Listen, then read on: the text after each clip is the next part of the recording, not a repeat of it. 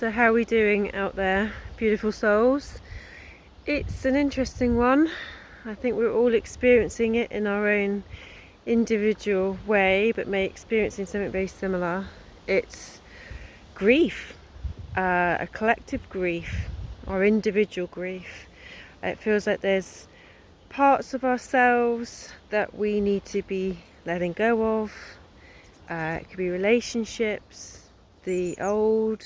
It doesn't have to be like sudden death grief that we think is grief is we relate it to a death of a person. It could be a death or a release of ourselves, an old pattern of ourselves, a belief system, an identity.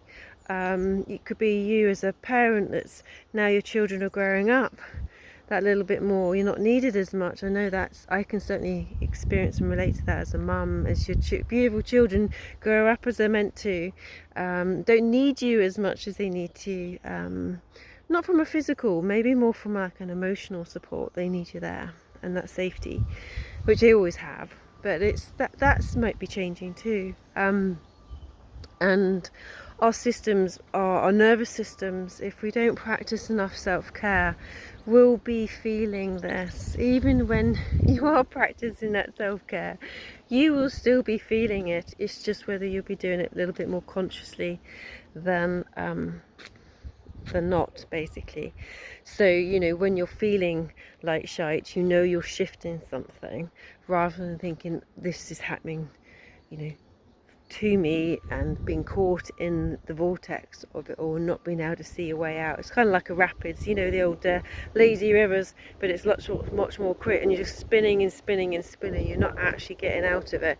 So, you know, by doing self-care, by doing meditation, by being outside, by being grounded, by getting treatments, all these different things that you can start to create a more awareness of self, of self-mastery, is going to be fundamental of how you navigate these times that we're going through. And it's like two worlds are shifting. It's like we have lived in survival mode for a very long time, and that is coming up to the surface even more, but it's trying to show us our old survival patterns that no longer serve us. They're coming up to show us what no longer serves, so we can live in life that thrive more, to live more joy. But we'll be easily caught up in the activation of that, especially what's going out in the collective, especially what is being constantly being thrown at us through media and what is out there. And we are not meant to know everything that is going on in the world. We wouldn't have done as communities. We would have known our own community and focused on that and looked at the well-being of that.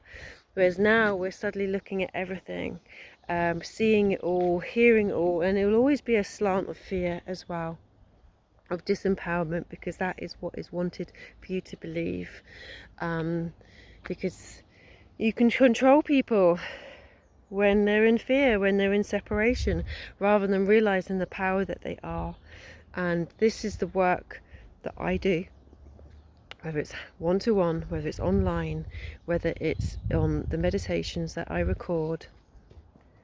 And it's all about connecting into your body, connecting to who you are, and to realize the miracle that you are, and the power that you have, to know that you are the creator, you're the observer. You know, quantum physics will take you to the fact that something only exists if you become the observer of it. So, like, there's this whole potential until you observe it. So depending on how you observe things will be dependent on your perspective. Does it come from fear? Does it come from love? Does it come from unity, or does it come from separation? All these things will be coming up for us to recognize who we are. And this all sounds love and light, I get it, but that is what you actually are. That's what created you.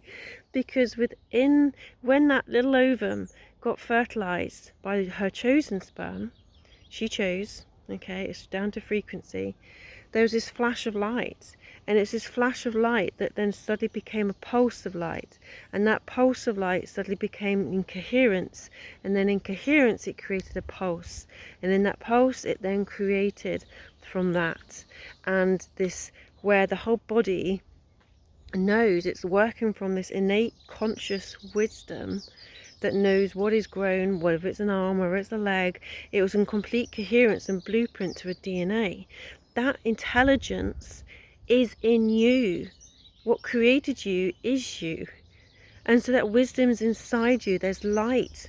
When you go down to the cellular, the mitochondria, basically the part that keeps you alive, that keeps your body functioning, there's light in that mitochondria. So you are light, okay? That intelligence is in you, but we think intelligence comes up here, and it isn't. This is the observer. This is the observer. This is the choice of how we choose to observe things that we think is our truth, but that only comes to how we perceive things, and that can shift. Your intelligence is in your heart. Your intelligence is in your gut. The intelligence of women's in the womb. There's huge amount of intelligence in our body, and this is a journey about remembering that. And you will feel completely discombobulated all over the fucking place if you're just living in your head. You need to shift into your body. You need to find that intelligence. You need to find that inner safety in your body. Because when you hold inner safety, when everything looks like the shit's hitting the storm, you still have your own inner safety. Even when it's your own storm, you find your inner safety within that. You become the eye of the storm.